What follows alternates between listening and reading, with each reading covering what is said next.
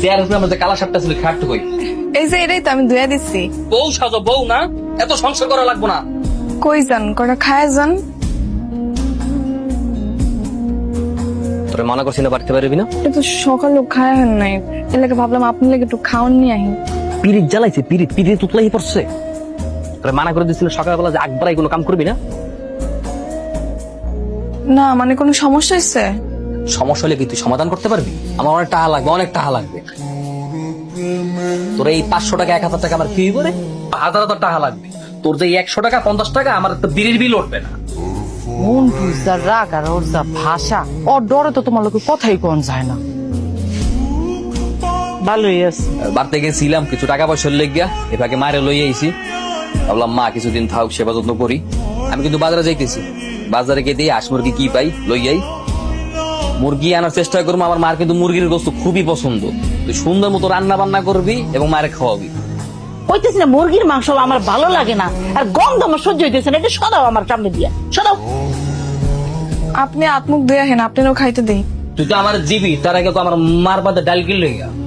আমি আমার মার লেগা বাজারতে মুরগি আনছি, আমার মায় মুরগি খাইতে চাইছে এর লেগা। তোর কই নিয়ে যাওয়ানোর সময় তো সুন্দর করে মুরগি রাইন্দা কুটতে কুটতে আমার মার লেগে দিবি। মায় কইতেছে মায় নাকি মাংস খাইতে পারবো না, হ্যাঁ দাঁতে কি সমস্যা, তারপরে মাংসের গন্ধ সহ্য হয় না, পরে নেয় নাই।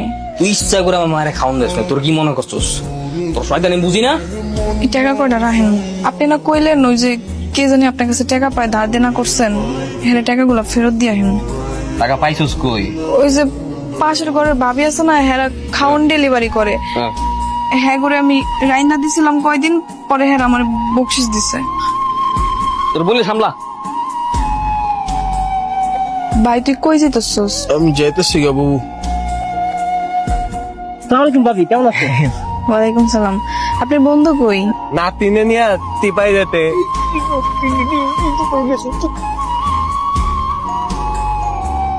খাওয়ানো চাস কেউ? তোর কইছি না খাউন টাউন খামো না, যা বাসায় যা।